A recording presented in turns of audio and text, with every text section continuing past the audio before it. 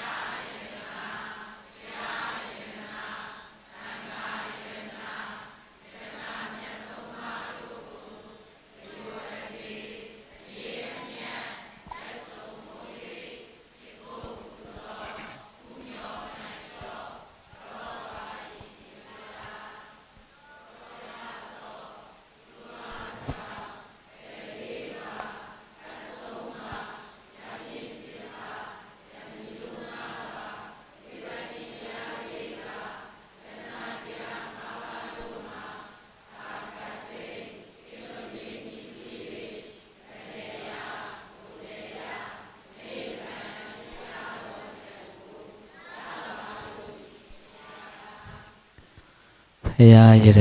တရားယရဏသံဃာယရဏဟုဆိုအပ်သော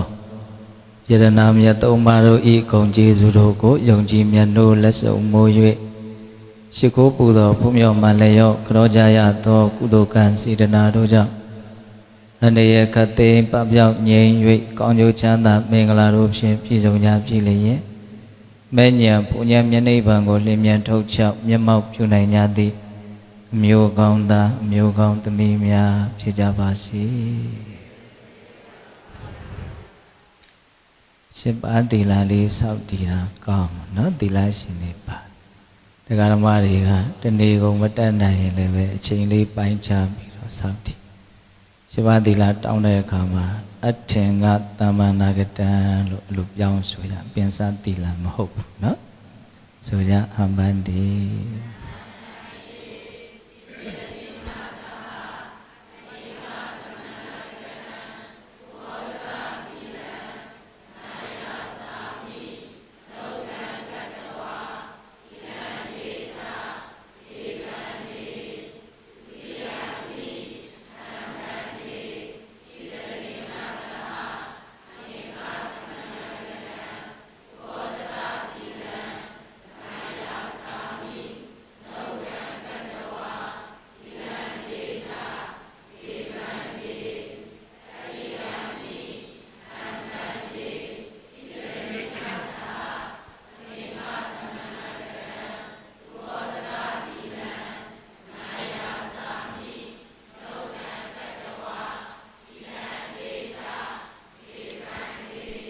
ယမဟာဝဒာမိတံဝတိထနမောတတ္တဗုဒ္ဓဝါတောအရဟတောသမ္မာသမ္ဗုဒ္ဓတ္တ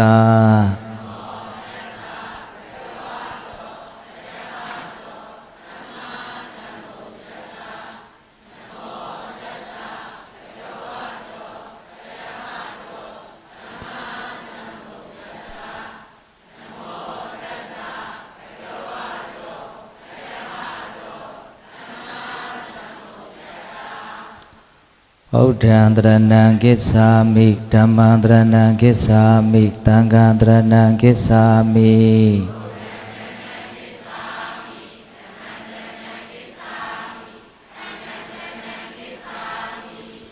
ဒုတိယံပိဗုဒ္ဓံတရဏံကိစ္ဆာမိဒုတိယံပိဓမ္မံတရဏံကိစ္ဆာမိဒုတိယံပိသံဃံတရဏံကိစ္ဆာမိ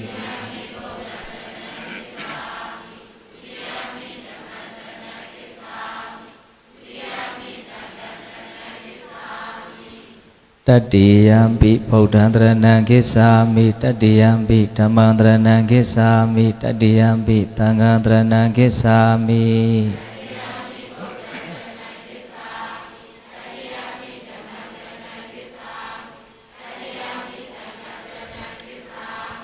တိတရဏကမနံပရိပုံဏံ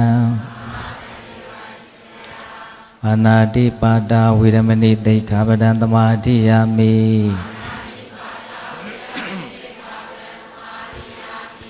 A Dena Dana Viramani Dekhapadan Tamadiyami Abhyama Sariya Viramani Dekhapadan Tamadiyami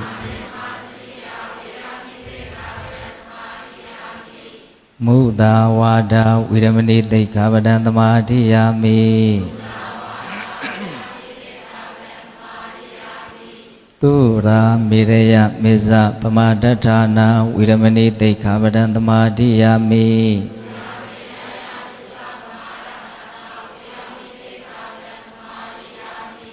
Vikala Bhojana Viramani Dekhapadan Tamadiyami Nisa Gita Wadita Vituka Datana Malakanda Vilepana Dharana Mandana Vibhudana Dhana Viramani Dekhapadan Tamadiyami Osa Tayana Mahadayana Viramani Dekhapadan Tamadiyami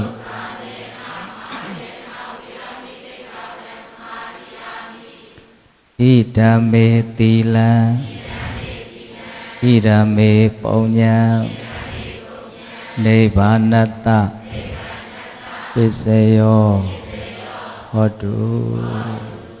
Appamadina Tamadita ဘုန်းကြီးစီစဉ်ကပေးရုပ်ပါလားဒီမှာလူဝဝတ္ထုဆက်ကရေသက်ကနောက်ဆုံးမှချက်မေတ္တာတုတ်ပေါ့ဗျာနော်ဗျာအဲမေတ္တာတုတ်အိမ်များနာယူကြည်ညိုကြရအောင်နော်မေတ္တာတုတ်ပိတရားနာတဲ့အခါမှာကိုယ်စိတ်ထဲကလည်းပဲတတ်တော်အလုံးရဲ့ပုံမှာချမ်းသာစေခြင်းနဲ့စိတ်ဓာတ်လို့ဆိုတဲ့မေတ္တာတရားဖြစ်အောင်ကြိုးစားရင်းနဲ့နာယူကြရမယ်နော်။ဒါကတော့ရှင်မြတ်တို့ဘုရားဒကာတော်မပေါင်းသူတော်ကောင်းတို့ကျမ်းမာချမ်းသာကြစေရန်ကြီးတန်းတောင်းတ၍မေတ္တာသုတ်ပိတရားတော်များချီးမြှင့်ဖို့အချိန်တန်ပါပြီဘုရား။ယထာတုဝါဝါတောယခာနေဝတတ္တေတိပိသနံယမိစေဝနုယုံဇံတော်ရတိတိဝပတ္တိတောဒုက္ခံသဝတိသောတောသပပံကိဉ္စီနပတ္တိဧဝမာရိကုဏုပေတံပရိတံဓမ္မနာမဟိကရဏီယမထာကုတလေနာယန္တတန္တပရံပိသမေသတကောဥဇုဇာသူဇုဇာသူဝဇောဇတမုဒုနာတိမာနိတန္တုတကောဇသူဝရောဇအပကိသောဇတံလဟုကဟုတ်တိတန္တိန္တရိယောဇာတိဘဂောဇာအပကဘောကုလေသောအနန္တုဂိတောနာဇာခௌဒမဟာစရေကိဉ္စီယေနဝိညုဝရေဥပဝရေယောဒုက္ခိနောဝါခိမိနောဟွန်တုတပ္ပတတ္တဟွန်တုဒုက္ခိတတ္တာ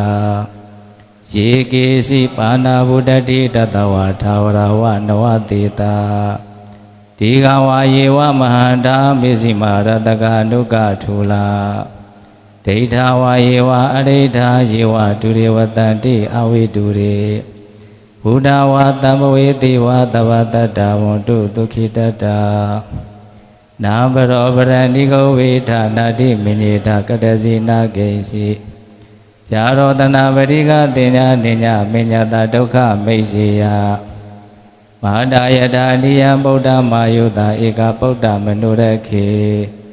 ဧဝံမိသဗ္ဗဗုတေတုမာနတံဘာဝယေအပရိမာဏံမေတ္တင်္စသဗ္ဗလောကသမိမာနတံဘာဝယေအပရိမာဏံဗုဒ္ဓံဒောဇာတိရိယေဇအတံပါရအဝေရမတပတ္တံဒိဋ္ဌံစရဏိသိနောဝတေယနောယဝတ္တဝိတမေတောဧတံတရေဒိဋ္ဌိယဗြမမေတံဝိဟာရမိရမာဟုဒိဋ္ဌိဇာနုပကမသီလဝါဒတနေနတံပန္နောကာမေတုဝိနယဂိရနာဟိဇာတောကဗ္ဗတေယပုဏ္ဏရေတိဣတိပိသောဘဂဝါရဟံသမ္မာသမ္ဗုဒ္ဓောဝိဇာစရဏတမ္ပန္နောသူကတောလောကဝိတု နုတရောပုရိသဓမ္မတာရတိအထာဒီဝမနုဿာနံဗုဒ္ဓောဘဂဝါသွေခာတောဘဂဝတာဓမ္မောတန္တိတိကောအာဂါလိကောယေဟိပတိကောဩပနိကောပိစ္ဆတံဝိရိတဘောဝိညုဟိသုံးပတိပန္နောဘဂဝတောသာဝကတံကောဥဇုပတိပန္နောဘဂဝတောသာဝကတံကောညာယပတိပန္နောဘဂဝတောသာဝကတံကောသာမိစိပတိပန္နောဘဂဝတောသာဝကတံကောယရိရံသတ္တရိပုရိသယုဂာနိအထာပုရိသပုဂ္ဂလာဟိတာဘဂဝတောသာဝကတံကောအာဟုနေယောပါဟုနေယောယခိနေယောအစ္စလိကရဏီယောအနုတရံပုညေခေတံလောကတာဧဝံဗုဒ္ဓံတရံဒါနဓမ္မတံကေသဗိခောဘယံဝါသမိတတဝါလုံးမဟံသောနာဟိတတိသဗ္ဗိတိယောဝိဝေဇန္တုသောကောရောဂဝိနတတု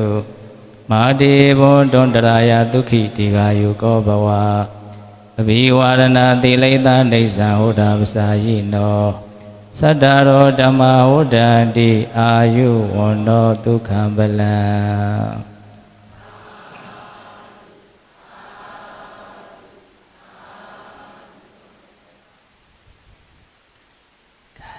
လူဝဲဝတ္ထုရေးဆက်က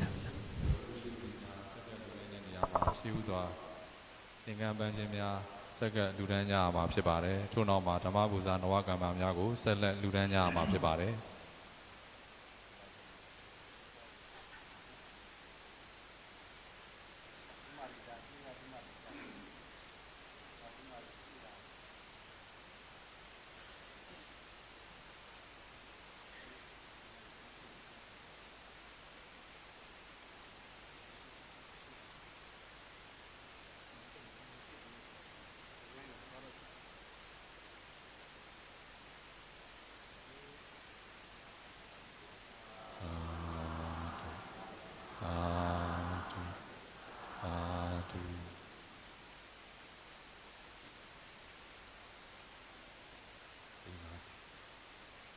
လူတကာလူမများမိသားစုမှ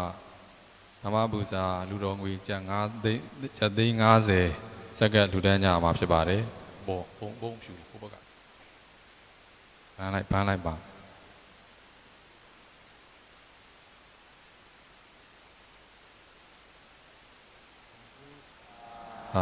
အာတု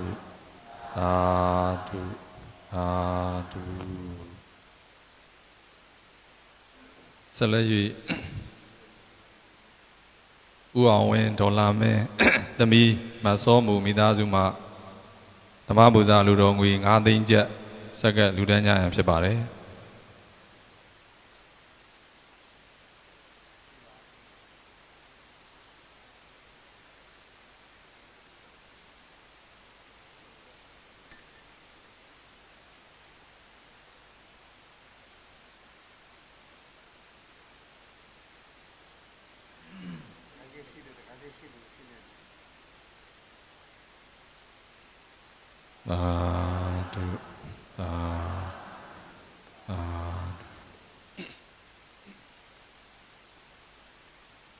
ဆက်လက်၍ကိုအောင်ဝင်းဟိန်းမတင်းတင်းဆွေ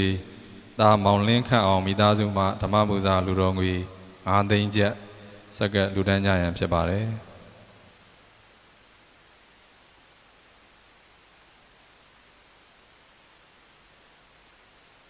အာ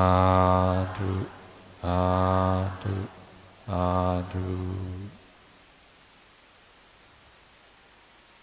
ဆက်လက်၍ကိုမင်းမင်းဆိုတာမောင်မင်းတန်ဦးညီမကိုစောမစောကျူမိသားစုမှဓမ္မပူဇာလူတော်ငွေ2သိန်းကျပ်စက္ကန့်လူဒန်းကြရန်ဖြစ်ပါတယ်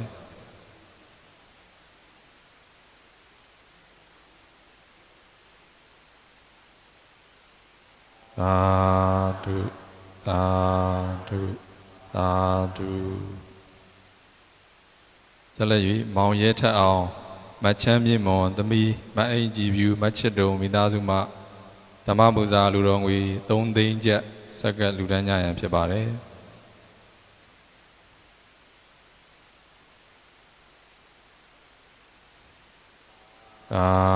ธุ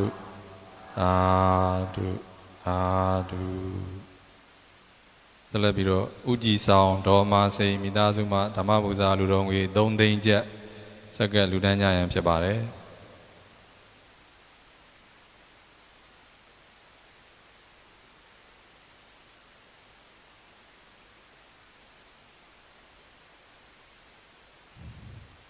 သာဓုသာဓုသာဓုဆက်လက်၍ကိုနိုင်လုံးမတ်စင်မာအေးမိသားစုမှဓမ္မပူဇာလူတော်ငွေ2သိန်းကျပ်ဆက်ကလူတန်းကြရန်ဖြစ်ပါတယ်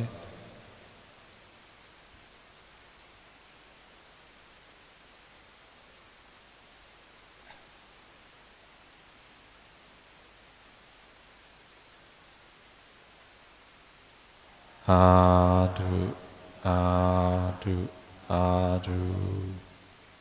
ဆက်လက်၍ကိုမောင်ဦးမအေးဆိုးမိသားစုမှဓမ္မပူဇာလူတော်ငွေ3သိန်းကျပ်ဆက်ကလူတန်းကြရန်ဖြစ်ပါတယ်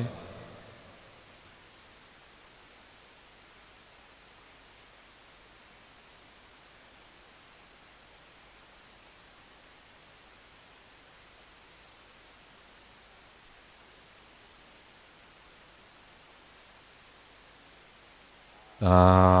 ဓုသာဓုသာဓုဆက်လက်၍မိခင်ကြီးဒေါခင်ခင်ဝင်းသားကိုညီညီကိုဆိုင်မြင့်ဦးမယမင်းမော်မြေဆိုင်ကောင်းပြည်စုံဆိုင်ကောင်းမြင့်မြတ်မိသားစုတို့မှသင်္ကန်းတွီးစုံနှင့်ဓမ္မပူဇာလူတော်ငွေ2သိန်းကျပ်ဆက်ကလူတန်းကြရန်ဖြစ်ပါတယ်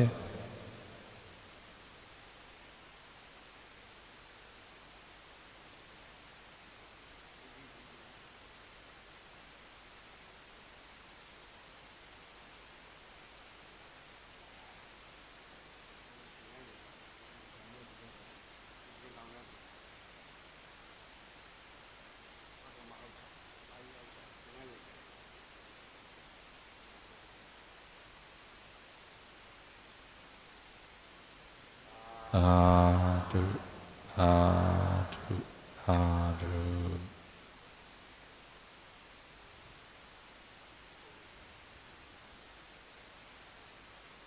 သာဓုသာဓုသာဓု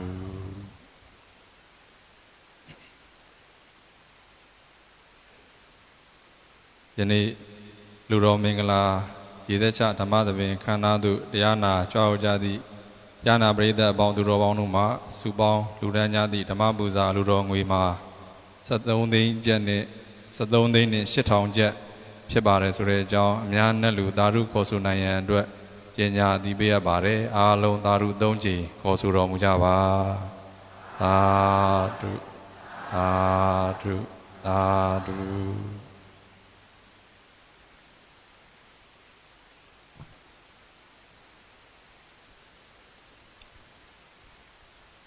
ဆရာတော်များမိမိတို့ချမ်းသာတဲ့နေရာမှာပြန်လည်ကြွရောက်သတင်းသုံးနိုင်ပါပြီဗျာ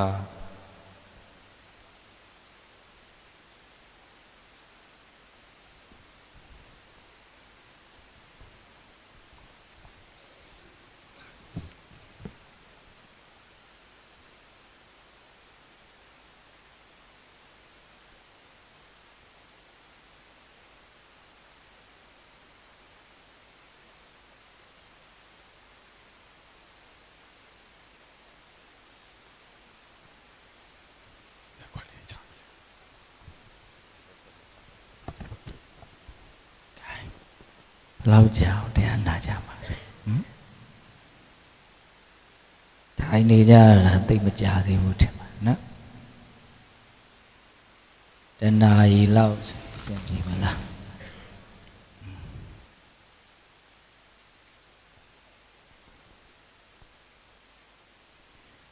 အဲ့လိုဆိုလို့ရှိရင်တဏှာကြီးလောက်တရားနာကြရအောင်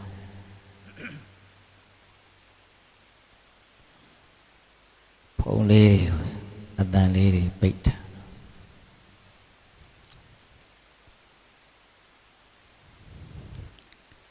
မပြောမဖြစ်တဲ့ဖုံးလေးတွေဆိုရင်အကြောင်းပြင်မဲ့ထွက်ပြောနော်ဒီနေ့သာသနာတော်နှစ်2569ခု ကောဇာနေ1389ခုနှစ်တဘိုးရွယ်လာပြီနေ့2026ခုနှစ်2လပိုင်း1ရက်နေ့လယ်2နာရီခွဲချိန်ခါကာလမန္တလေးတိုင်းဒေသကြီးမန္တလေးမြို့မဟာတုံဒရာယာမကျောင်းတိုက်တွင်မှာယဟန်ကရှင်ပြုနာသလှူတော်မင်္ဂလာပွဲစင်ရင်ကျင်းပလှူဒန်းကြတယ်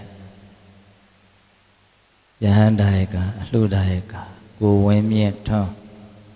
ယဟန်ဒါယကမှာအလှူဒါယကမှာမဝိုင်းစန္ဒာရှိုးကားပြုပြင်ရေးနဲ့ကားအပေါ်ပစ္စည်းဆိုင်မိသားစုတို့ကနှစ်ဖက်မိဘများကိုအမှုထပြီးတော့ယဟန်ကရှင်ပြုလှူတော်မင်္ဂလာပွဲကြီးပြုလုပ်ကျင်းပကြနော်အဲ့ဒါဘုန်းကြီးတို့ကအနုမောဒနာတရားအနေနဲ့တရားဒေသနာများဟောကြားနာကြားမဲ့အချိန်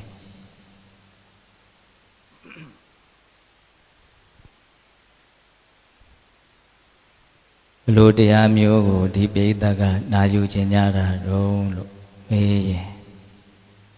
မြတ်စွာဘုရားဟောခဲ့တဲ့တရားတော်တွေကိုနာယူခြင်းနာပါဗျာလို့စိတ်ထဲကအလိုလိုဖြေပြီးသားဖြစ်သွားတယ်နော်ဘုန်းကြီးမှာကိုယ်ပိုင်တရားဟောပြစရာဘာမှမရှိဘူးမြတ်စွာဘုရားဟောခဲ့တဲ့တရားတော်တွေကိုတစ်ဆင့်ပြန်ပြောယုံလေးပဲဒါကြောင့်ဘုဇုတရားကိုနာမှာတော့လို့မေးရင်မြတ်စွာဘုရားရဲ့တရားကိုနာမှာဘုန်းကြီးကလည်းဘုဇုတရားကိုဟောမှာတော့လို့မေးရင်မြတ်စွာဘုရားရဲ့တရားကိုဟောမှာခုဒီနာမှာဒီလူတွေအလုံးစုံမိနေတာအဓိကအကြောင်းတရားကမြတ်စွာဘုရားရဲ့သဗ္ဗညုတဉာဏ်အလုံးစုံကိုသိတော်မူတဲ့ဉာဏ်တော်ကိုယုံကြည်ခြင်းဆိုတဲ့တတ္တတရားအဲ့ဒီယုံကြည်မှုတူလို့ဒီနာမှာလာပြီးတော့စုမိနေဟုတ်တယ်မဟုတ်လားမဝိုင်းစန္ဒာကြီးကြောင်းထိဘုန်းကြီးကိုလာပဲ့တော့ဘုန်းကြီးကငါလည်းပဲပြင်စာကြောင်းရောက်ရတာပေါ့လေကင်သွားလိုက်အောင်မယ်ဆိုပြီးတော့တိုက်ဆိုင်သွားနော်ဓမ္မရစွာဘုရားရဲ့တရားတော်တွေကိုဘုန်းကြီးတို့ဒီတဏှာကြီးချိန်တွင်းမှာဟောကြမယ်နားကြမယ်ဓမ္မရစွာဘုရားဟောခဲ့တဲ့တရားဒေသနာတော်တွေဆိုတာအလွန်တရာမှကျယ်ဝန်းပါတယ်ဣဒကအဖြစ်3ပုံနိကေအဖြစ်9ရက်ဓမ္မခန္ဓာအဖြစ်84,000အစရှိသဖြင့်မှတ်သားထားကြတယ်နော်လူသားတယောက်အနေနဲ့မြတ်စွာဘုရားဟောခဲ့တဲ့တရားတော်တွေကိုအစအဆုံးပြည့်ပြည့်စုံစုံနားလည်ဖို့သဘောပေါက်ဖို့ဆိုတာလွယ်ကူတဲ့အလုပ်တော့မဟုတ်ဘူးဒါပေမဲ့ဘုန်းကြီးကဒီနေ့မြတ်စွာဘုရားဟောခဲ့တဲ့တရားတော်တွေအားလုံးကိုလိုရင်းအနှစ်ချုပ်ပြီးတော့နှမျိုးပြော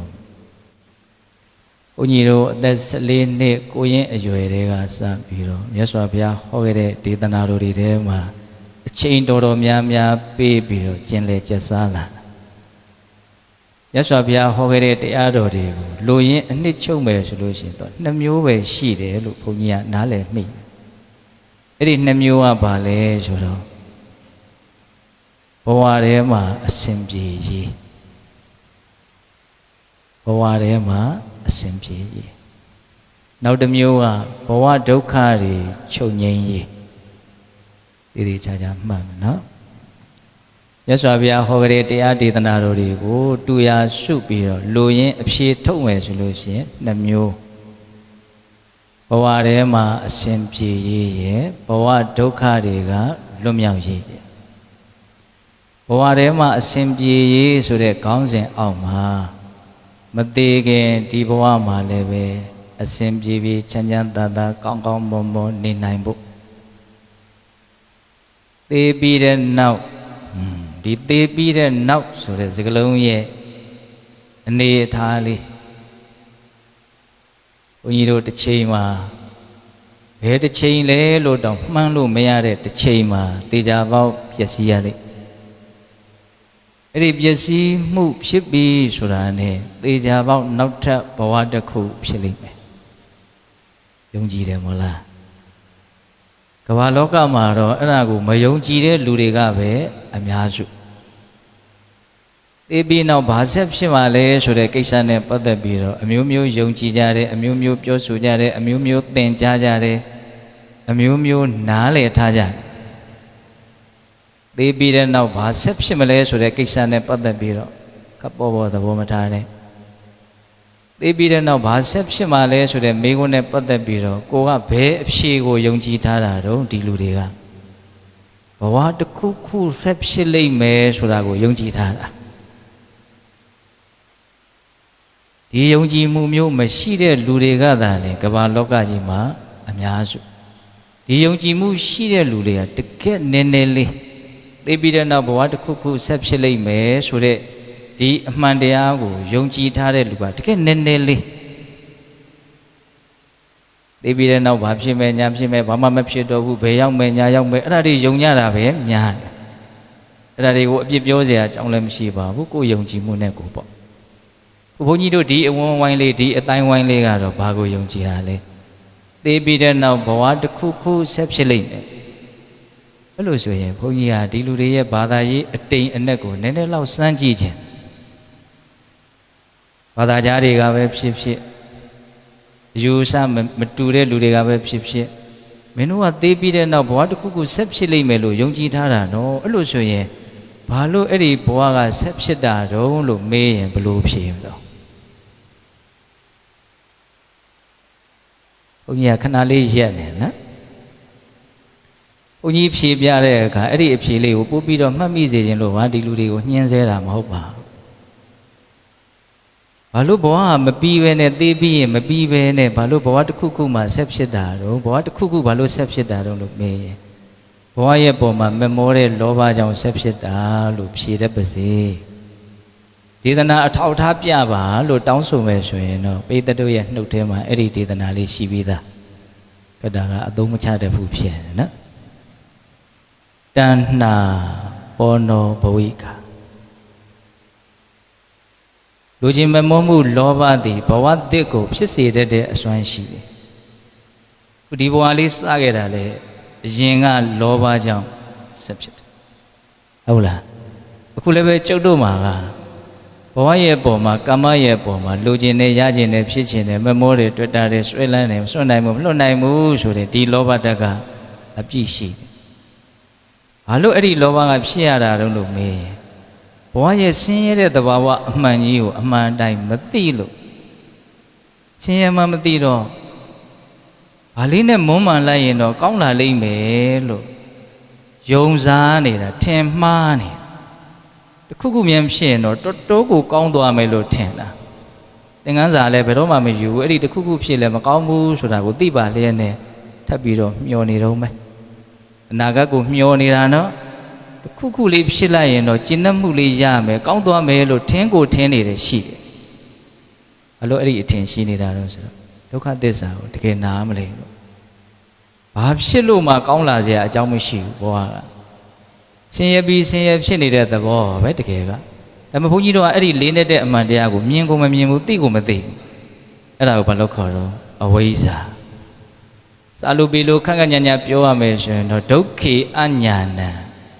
ဆင်းရဲနေလို့ဆင်းရဲနေမှမသိဘူးဗမာစကားပုံတစ်ခုရှိတယ်မြင်းစီလို့အထီးမအမှားမှမသိဘယ်လိုလူကိုရည်ညွှန်းတာတော့လုံးကိုထုံထိုင်းဖြန့်အားတဲ့လူကိုရည်ညွှန်းတာနော်မြင်းစီလို့အထီးမမှမသိဘူးကျွတ်တို့ကလည်းဘဝထဲမှာနေပြီးတော့ဘဝကောင်းလားဆိုးလားလို့ကျွတ်တို့မသိအဲ့ဒါဘာလို့ခေါ်တော့အဝိဇ္ဇာအဲ့ဒီအဝိဇ္ဇာကြောင့်ဘဝရဲ့ပုံမှာမမောတယ်ဆိုတဲ့လောဘဖြစ်တယ်အဲ့ဒီလောဘသည်ပင်လည်းသိပြီးတဲ့နောက်မှာဘဝတစ်ခုကိုဆက်ပြီးတော့ဖြစ်စေလိမ့်မယ်အဲ့လိုဆိုရင်ဘဝကဖြစ်တဲ့အခါမှာအကျဉ်းမြင်2မျိုးရှိတယ်ငရဲတိဆံပြိတ္တာအတူတကယ်လို့ဆိုတဲ့ဒုက္ခတိမကောင်းတဲ့ဘဝလူဘဝနတ်ဘဝဗြဟ္မဘဝလို့ဆိုတဲ့သူဂတိကောင်းတဲ့ဘဝဟော2မျိုး꿰တယ်ဘာဖြစ်လို့ဒီလူကြတော့သေပြီးတော့ကောင်းတဲ့ဘဝရတယ်ဟိုလူကြတော့သေပြီးတဲ့နောက်မကောင်းတဲ့ဘဝရတယ်အဲ့လိုအကောင်းအဆိုးကဘာကြောင့်꿰ပြားသွားတာလဲဟောလာပြန်ပြီနောက်ထပ်မေးခွန်းတစ်ခုဥပမာလူဖြစ်တယ်ဆိုရင်တောင်လူမှလည်းပဲအကျဉ်းများဖြင့်2မျိုး꿰တယ် ရုပ်လှတာနဲ့မလှတာဘယ်ဟာကောင်းလှတာကောင်းတယ်ဆိုတော့မလှတာအလိုလိုမကောင်းမှုဖြစ်သွားတယ်ဟုတ်တယ်တကယ်မကောင်းမလှတာကြည့်ရတာတော့စိတ်ဆင်းရဲဟုတ်တယ်မဟုတ်လားပစ္စည်းဥစ္စာပိုင်ဆိုင်မှုများတာနဲ့နဲတာဘယ်ဟာကောင်းရတာကောင်းမှာပေါ့ဉာဏ်ပညာထက်မြက်တာနဲ့ဖြန့်အားတာနဲ့ဘယ်ဟာကောင်းကျမကြီးကောင်းတာနဲ့ညံ့တာနဲ့ဘယ်ဟာကောင်းများကြီးပဲကွဲတယ်ဒါပေမဲ့အချင်းချင်းပြောမယ်ဆိုရင်ကောင်းတယ်ဆိုတယ်လူချင်းတူပါလဲနဲ့ဘာဖြစ်လို့အဲ့ဒါလိုအကောင်းဆိုးတွေကကွဲနေရတယ်လဲဘဝချင်းတူပါလဲနဲ့ဘယ်နဲ့ကြောင့်ဘဝတွေကအကောင်းဆိုးကွဲနေရတယ်လဲဘဝကိုဆက်ပြီးတော့ဖြစ်စေတာကတော့လောဘရဲ့တာဝန်ပြောခဲ့ပြီဒီချမ်းမနော်ဒါအနှစ်သာရပဲ။အောင်တို့ဘလောက်လှူအခုဘုန်းကြီးပြောတဲ့စကားကိုနားထောင်လို့ဖြစ်တဲ့ပညာကုသိုလ်ကိုမှီကိုမမှီဘူး။ပညာကုသိုလ်ကအထက်တန်းအကြဆုံးကုသိုလ်။နားလေရတာလောက်မြင့်မြတ်တာလောကမှာမရှိဘူး။လှူလို့ဖြစ်တဲ့ကုသိုလ်ဆိုတာဒါနာမျိုးခေါ်တယ်နော်။တရားနာလို့ဖြစ်တဲ့သိမှုပညာကုသိုလ်ကပညာမျိုးဘုန်းကြီးကမျိုးလို့သုံးလိုက်တယ်လူမှလည်းအမျိုးရှိတယ်ဘာလူမျိုးညာလူမျိုး Negroids Negro တွေဟုတ်လား Ugoroids ဦးနောက်ကောင်းတဲ့ကောင်နောက် Mongoloids အလေအလတ်ဘုန်းကြီးတို့တရုတ်တို့ဂျပန်တို့ဒီအရှေ့တောင်အာရှတို့လူမှာအုံနောက်ကိုကြည့်ပြီးတော့အမျိုးခွဲတာတွေရှိသစ်ပင်တွေမှာလည်းအမျိုးခွဲတာမရှိဘူးလားပိန်နယ်မျိုးနဲ့တရမျိုးနဲ့တူသလားတရမျိုးမှာတော့မချစ်စုနဲ့စိန်တလုံးတူသလားအဲ့လိုပဲဒါနမျိုးနဲ့ပညာမျိုးမတူဘူးကောင်းတာတော့ကောင်းတယ်ဒါပေမဲ့ပို၍ကောင်းတယ်ဥပမာငွေတစ်ကြက်သားရဲ့ရွှေတစ်ကြက်သားရဲ့ချိန်ကြည့်မယ်ဆိုရင်ဘယ်ဟာလေးမလဲငွေတစ်ကြက်သားနဲ့ရွှေတစ်ကြက်သားချိန်ကြည့်ရင်ဘယ်ဟာလေးမဆိုဘယ်လိုဖြေတယ်အတူတူပဲနော်ဘယ်ဟာလေးတယ်လို့မြန်ဖြေလိုက်သလားလို့အတူတူပဲတစ်ကြက်သားချင်းအတူတူပဲဒါပေမဲ့တန်ဖိုးတူလားဘယ်တူပါ့လို့ငွေကငွေမျိုးရွှေကရွှေမျိုးဘယ်နှစားလောက်ပါတော့ညာကြီးပေါ့မိုးကုတ်ကထွက်တဲ့ကြောက်ရဲရဲလေးတွေအကန်ထွက်တဲ့ကြောက်စိမ့်စိမ့်လေးတွေအရေးကိုလဲနဲ့တစ်ချက်သားလောက်နေတစ်ချက်သားလောက်ရမှာဆိုရင်လို့နေမယ်ရွှေတစ်ချက်သားနဲ့ဘလို့နေမယ်ညာကြီးကွာသွားပြန်ပြီမျိုးမတူဘူးလေငွေမျိုးရွှေမျိုးကြောက်မျိုးနောက်စိန်ကလေးအကြီးအသွေးကောင်းကောင်းနဲ့တစ်ချက်သားလောက်ရမှာဆိုဘလို့နေမှာ။အိုကောင်းသွားရင်နော်အဲ့လိုပဲကုသိုလ်တွေဟာတန်ဖိုးရှိကြတာချင်းတန်ဖိုးရှိတယ်ဆိုတဲ့နယ်ပယ်ထဲမှာတော့အတူတူပဲဒါပေမဲ့အနေအမြင့်အကြီးသေးမတူဒါနရဲ့သီလရဲ့သမာဓိရဲ့ပညာကုသိုလ်ကိုလည်းမျိုးခွဲလိုက်မယ်ဆိုရင်အဲ့လို၄မျိုးရှိတယ်ခုဘုန်းကြီးတရားကိုနားရလို့ဘုန်းကြီးတရားမဟုတ်ဘူးနော်ဘုရားတရားဘုရားရဲ့တရားကိုနားရလို့စိတ်ထဲမှာနားလည်မှုလေးရသွားတယ်သဘာဝတရားတစ်ခုခုနဲ့ပတ်သက်လို့နားလည်မှုလေးရသွားတယ်ဆိုရင်အဲ့ဒီနားလည်မှုကိုပညာလို့ခေါ်တယ်အဲ့ဒီပညာဟာကုသိုလ်မျိုးတွေထဲမှာထိတ်ဆုံးမှရှိဘလောက်လှူအဲ့ဒီကုသိုလ်သည်တိလို့ဖြစ်တဲ့ကုသိုလ်မိကိုမမိဘူးဒါကြောင့်အလေးနဲ့တန်ဖိုးထားပြီးလုပ်ရခုဘုန်းကြီးပြောနေတာဘယ်ရောက်သွားပြီတော့ဘဝတွေကဘာလို့သိပြီးရင်မပြီးပဲနဲ့တဘွားပြီးတော့ဆက်ဖြစ်နေရတာတော့ရှိပါအောင်ဘာလို့ဖြစ်တာလောဘကြောင့်ဖြစ်တာမဖြစ်နိုင်တဲ့လူတွေခုနကမှ9မိနစ်လောက်ရှိသေးတယ်ဘုန်းကြီးပြောတာနော်လောဘကြောင့်ဖြစ်တယ်နော်လောဘကဘာလို့ဖြစ်တာ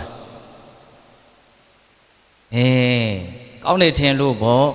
မကောင်းတာကြီးကိုမကောင်းမှမသိလို့ကိုလိုချင်နေတဲ့အရာကြီးကတကယ်တမ်းကောင်းတဲ့အရာကြီးဟုတ်မှာမဟုတ်ဘူးဒါပေမဲ့ကျွတ်တို့ကနားကိုမလဲသေးဘူးအဲ့ဒါကိုတကယ်နားလဲရင်အရိယာဖြစ်မှာ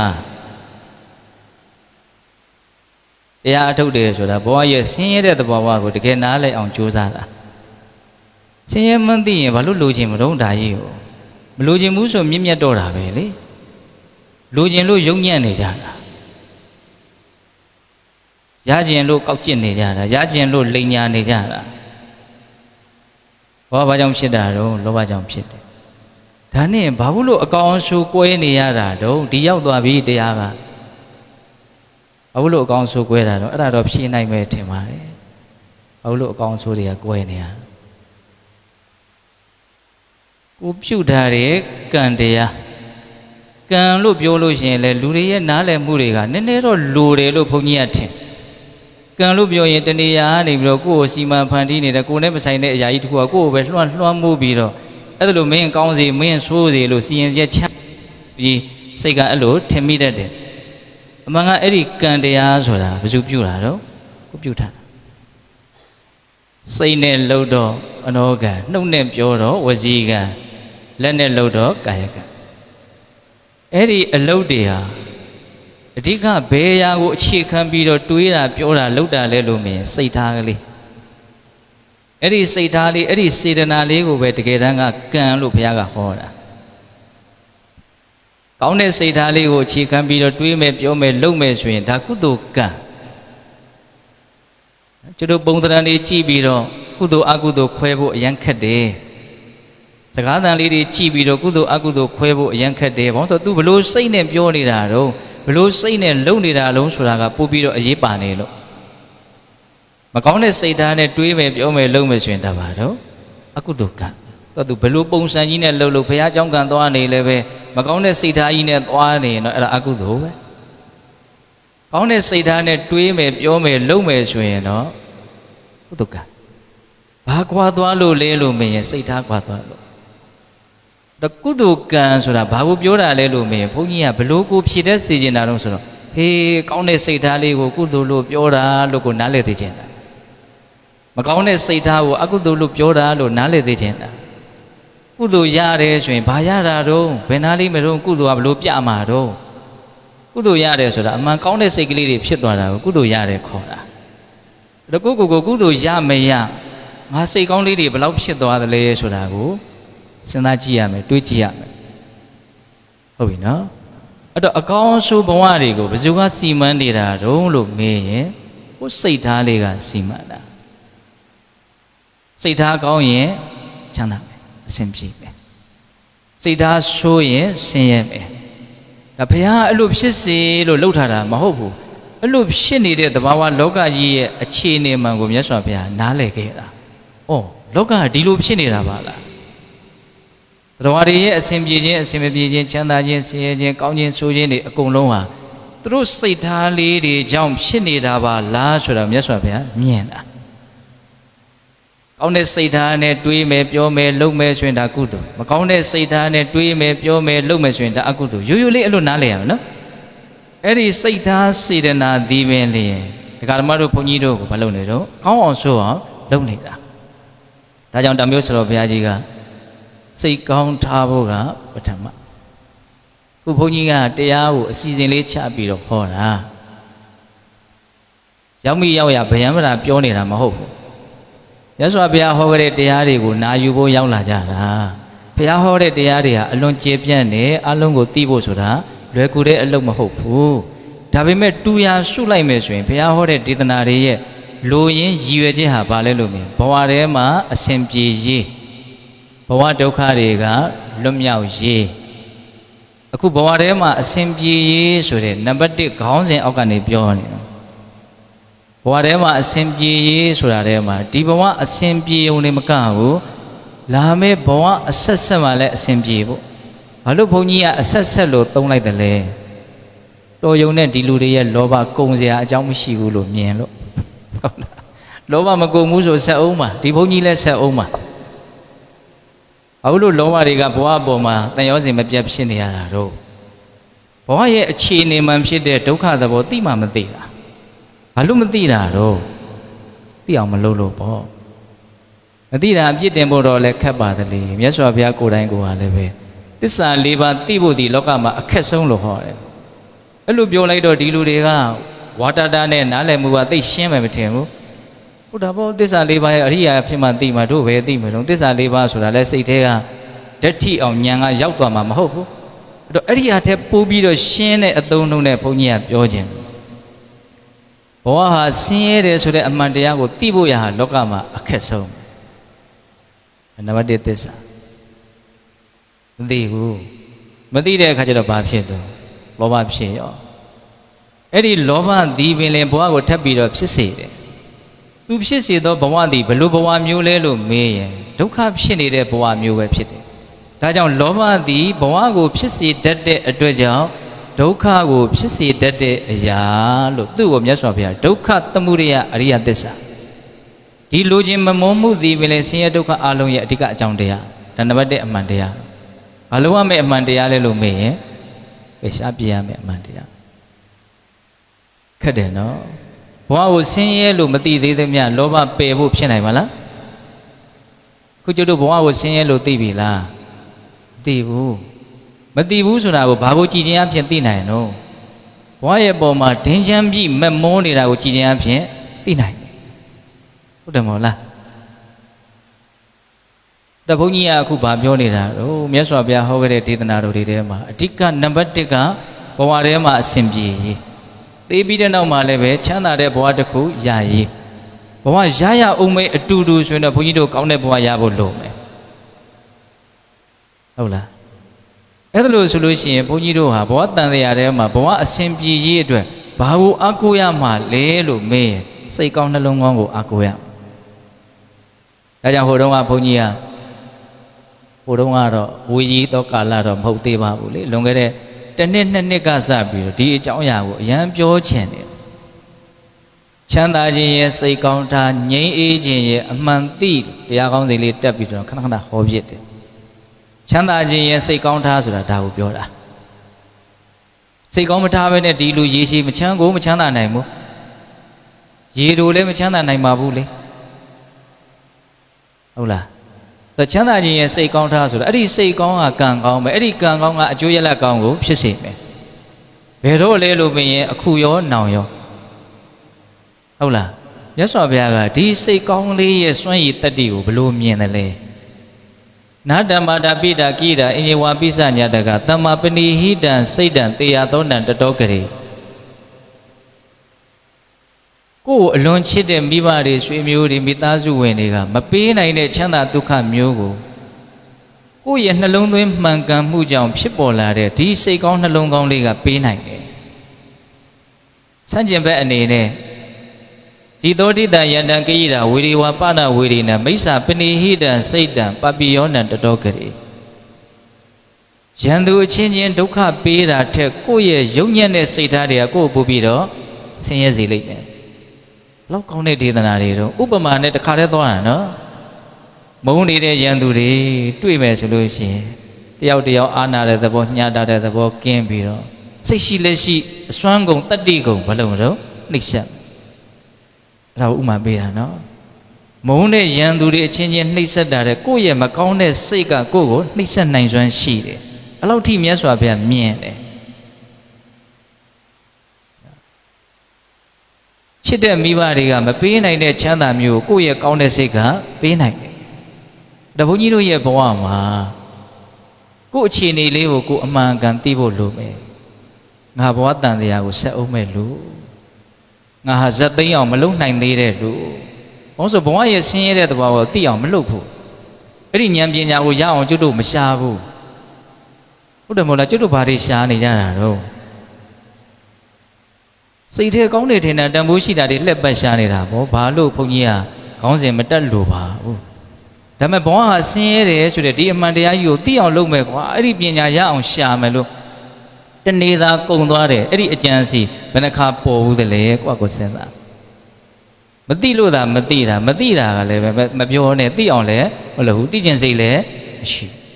ဒီလိုပဲနေဘဝကိုဆင်းရဲဆိုတဲ့ဒီအမှန်တရားကိုမသိသေးသမျှလည်းပဲလောဘကဖြစ်နေမှာရေများတသွင်းသွင်းစီးတယ်လို့စီးနေမှာဒါကြောင့်မြတ်စွာဘုရားလောဘကိုဘယ်လိုဟောတော့အတဝစီးကြနေတယ်ရေတွေစီးတယ်လို့စီးနေတယ်အမြဲတမ်းတသွင်းသွင်းစီးနေတယ်ဒီစိတ်နှလုံးမှာဒါကြောင့်ဘဝဆက်ဖြစ်မှာနော်အဲ့လိုဆက်ဖြစ်မဲ့အတူတူဆိုရင်တော့ဘုန်းကြီးတို့ကောင်းကောင်းဖြစ်အောင်လုပ်နိုင်ဖို့လိုမယ်ဒါကြောင့်ဘဝထဲမှာအစဉ်ပြေခြင်းနဲ့ကောင်းခြင်းနဲ့ဆိုတဲ့ခေါင်းစဉ်အောက်မှာတန်တရားတစ်လျှောက်ဆိုတာပါတယ်နော်ကောင်းခြင်းနဲ့ဆိုရင်ဘာလုပ်မလို့စိတ်ကောင်းတာဒီဒေသနာနဲ့ပတ်သက်ပြီးတော့ပိဋကတို့အကျေသိတရားကောင်းတာက Sulagama Wivanga Totaye, Ita Dama Totaye, Titota Nabogo, a Jetizia come. Come on, Satan, which engine Josu, you move Jendi, Tiboa de Macavuta de Ama, Blue Jose de People similar Suda, Yaswabia, Daisy, Wivamjano. So the Aponi Biore, Lupsita Genturada, the Shira Tura Matu, Chamaye, Kaunanyana Matu. By Simon Nera Miara Matu, Yohlara Malara Matu, Hulu Matura, so that they say they go to Miaswapia Mien. Hola. Other solution, Pugido Tea, Namu Pioma, Piota, Tatamu, whatever, Simpi Gene, Chanda Gene, Palomado, second time. Now, a Dika Chari, a Soma Tea, Tamu Chani, the Erabade. Oatoka, Chonimbo. Uninamu Piota, no? Bawarema Simbi, Bawadoka, Chonye. The Bawadoka Chonye, Luponia, Jolite. Chonye and Zeko, the Geshitala. Geshi de Maro. Bawadoka Luma, Mamina, Brubido, Yen and Zeshimaro. Me down the man down, but the Ludiaga, mean and they say Pomala. To do a mean lo able, my Bione. Mean and say go, Mishi Devo. You are meet down the man down come with the devil. To do a singer, I send a she did a look of your gen. Manga Babshinita Boa. Meet down. Yes, pay up she big Gaza. Otherwise, you would take a low Madame Mahoya devil. What he been Yema? Udanga Harry, Mias or Juying. The Poyido Udan Palido Rema, Miai Madan Dentare. It is a Udanga Tali the Bose, Pony along the Bocha. Yes, I have Tatawari who cheated Tata Loca, perhaps she be Gaza. Tatawari cheated Kajam, yes, I have below me and also. Lojim Moon, long journey that would be. Tatawari, yes, say her, Lojim Moon, long journey. Machina Machana, Shimu, Doda, and long journey. Bama Nale Amalulu Namale Naimu Apine Long Journey Lowa Doda Moha Piorana Tavari Uchida Miaswa Pia Blue Mianaro Lojim Mumajina Mumati Long Journey de Lube Miene Editing Mamiaswa Pia no doani Sakadania a low layout twala de Satema Masano Bima Nata Meludia Mamshu Edilo Zagamiogo Udan Zaga loco Hola The Mesovia Julian Udanga Dali, the Boja Londo, Kaulondo, Pasia, Kampangli Nata. Jean Logo Tanda Baza, do Pata Perito Rogan Warati Adato. Gina Ginahi Minyadi Dota Hoti Inyeta. Jean Logo Tanda Baza, do T Loka Jiha, Pulong Muta, Picade,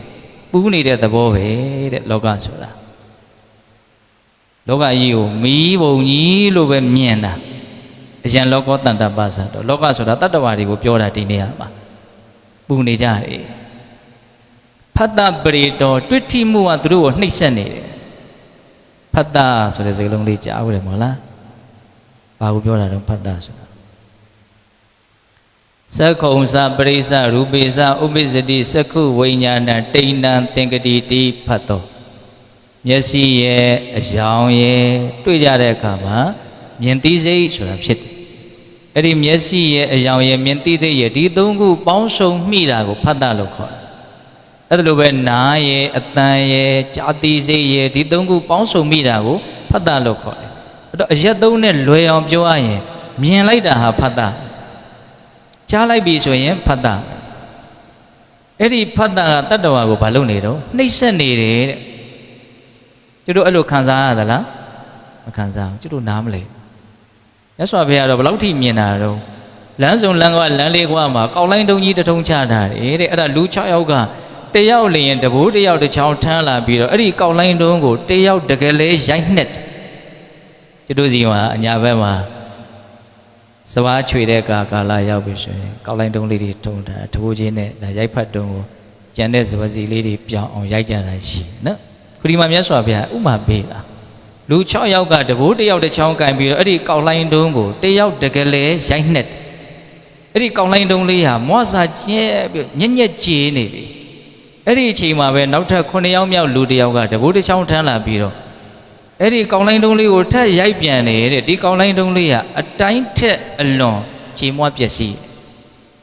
ဘောကအဲ့ဒီကောင်းလိုင်းတုံးနဲ့အတူတူပဲလို့မြတ်စွာဘုရားဟောတယ်ဘယ်ຢာတွေကကျွတ်တို့ရဲ့ဘဝကောက်လိုင်းတုံးကိုရိုက်နှက်နေတာတုံးလို့မြင်အာယုံ6ပါးယူပါယုံကတဘိုးထမ်းလာပြီးတော့ရိုက်တယ်ဒီမျက်လုံးကနေတစ်ဆင့်ကျွတ်တို့အရိုက်ခံရတယ်လို့သိသလားမြင်တောင်မြင်ချင်းနေသေးတယ်အရိုက်ကိုခံချင်းနေဟုတ်တယ်မဟုတ်လားအာယုံ6ပါးဟာတဘိုး6ချောင်းမြင်ရတာနာကျင်တယ်ကြားရတာနာကျင်တယ်ကျွတ်တို့သိကိုမသိဘူးအနက်နေရတာရတာတွေသိရတာတွေ့ထိနေရတာစိတ်ကူးနေရတာဟာနာကျင်မှုရှိတယ်ဒါပေမဲ့ကျွတ်တို့နားမလဲဘူးခုဒီမှာမြတ်စွာဘုရားဖတ်တပရိတောဖတ်တကတတ္တဝါကိုနှိမ့်ဆက်နေတယ်လို့ပြောတယ်ဒီလိုဒေသနာမျိုးကျွတ်တို့ကောင်းကောင်းနားမလဲတရားအထုတ်ကြည့်မှသိမှာတဲ့တဲ့ဖတ်တကိုမြင်အောင်ကြည့်ရင်မြတ်စွာဘုရားပြောတာကိုသဘောပေါက်နိုင်ကောင်းတယ်ပေါ့အဲ့ဒီမှာ9ယောက်မြောက်လူက9ချောင်းမြောက်တဘိုးကိုထမ်းလာပြီးတော့ရိုက်ပြန်တယ်အဲ့ဒါဘာပြောတာလဲဒီလောက်ဆင်းရဲနေတဲ့အခြေအနေကြီးကိုပဲထပ်ပြီးတော့ရကျင်တယ်ဖြစ်ကျင်တယ်ဆိုတဲ့တဏှာသည်လောဘသည်အဲ့ဒါ9ယောက်မြောက်လူကျွတ်တို့မှအဲ့ဒါမရှိဘူးလားကျွတ်တို့ကတဘိုး6ချောင်းရိုက်တာတဲ့ခံတာမဟုတ်ကျွတ်တို့ကတဘိုး9ချောင်းနဲ့ရိုက်တာကိုခံနေတာကိုမြတ်စွာဘုရားအဲ့ဒါကိုပြောတာအယံလောကောတတ္တပဇာတော့လောကကြီးကပူလောင်မှုတတ်တတ်ပဲဖတ်တပရိတော့တွေ့ထိမှုကသူတို့ကိုနှိပ်စက်နေတယ်ရောဂံဝရတိအတ္တတော်တယ်ဟာဒီစကလုံးကိုဘုန်းကြီးကအယံသဘောကျတယ်မှန်လွန်းလို့ပြုံးတောင်ပြုံးမိတယ်ရောဂံဝရတိအတ္တတော်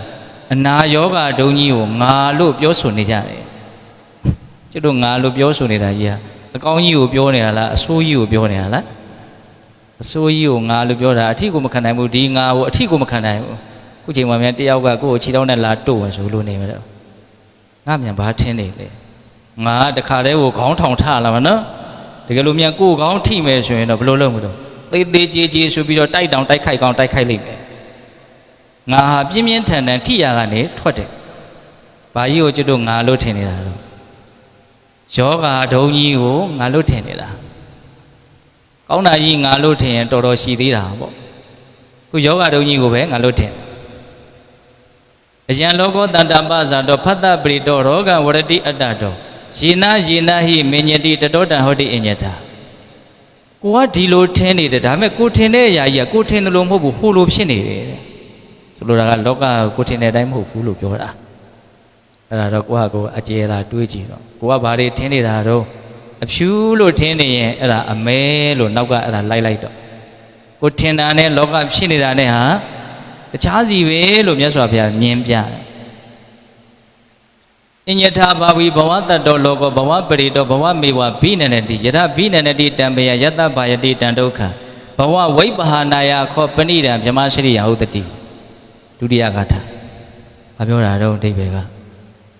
အညထာဘာဝီဘဝတ္တောလောကော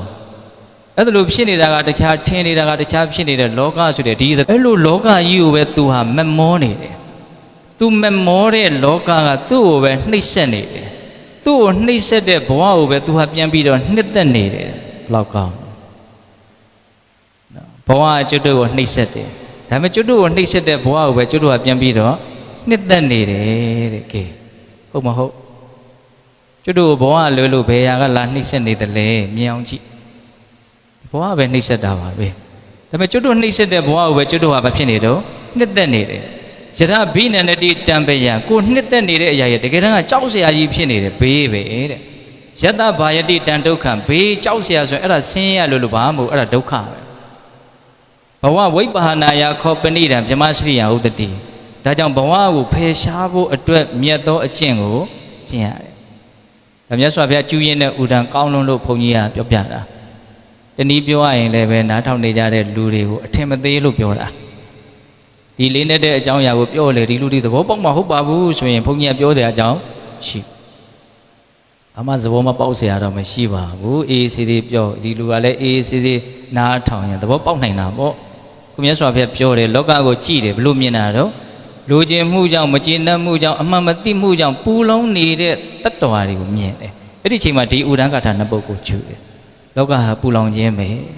တွေ့ထိမှုကသူတို့ကိုနှိပ်စက်နေတယ်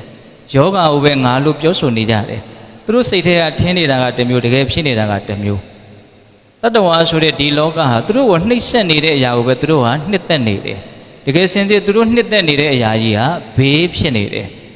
အဲ့ဒီဘေးဟာတကယ်စင်စစ်ဒုက္ခပဲဒါကြောင့်ဘဝဆိုတဲ့ဒုက္ခကိုဖယ်ရှားဖို့အတွက်မြတ်သောအကျင့်ကိုကျင့်ရတယ်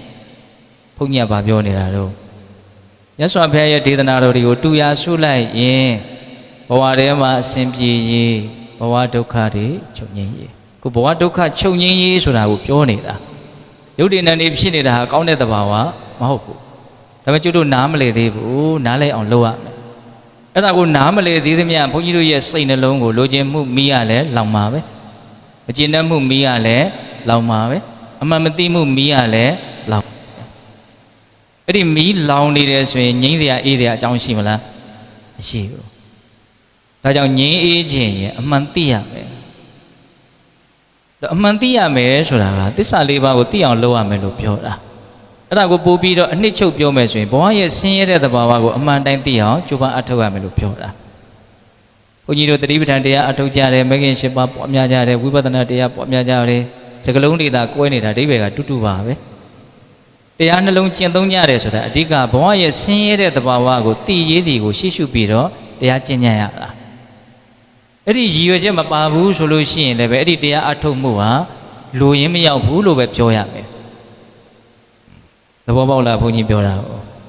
ဒါကြောင့်ဘဝဒုက္ခတွေချုပ်ငြိမ်းခြင်းနဲ့ငြိမ်းအေးခြင်းနဲ့ဆိုရင်ဘုန်းကြီးတို့ဟာဘဝရဲ့ဆင်းရဲတဲ့သဘာဝကိုအမှန်သိအောင်ကြိုးစားရမယ်သိရင်သိသလောက်မသိမှုမောဟမီငြိမ်းတယ်မောဟမီငြိမ်းရင်ငြိမ်းသလောက်အမှန်မသိလို့ဖြစ်နေတဲ့လောဘမီလည်းငြိမ်းလိုက်မယ်လောဘမီငြိမ်းရင်ငြိမ်းသလောက်အလိုမကျလို့ဖြစ်လာတဲ့ဒေါသမီလည်းငြိမ်းလိုက်မယ်မီးသုံးမျိုးထဲမှာဘယ်မီးအဓိကမောဟမီးအဓိကအဝိဇ္ဇာမီးတောက်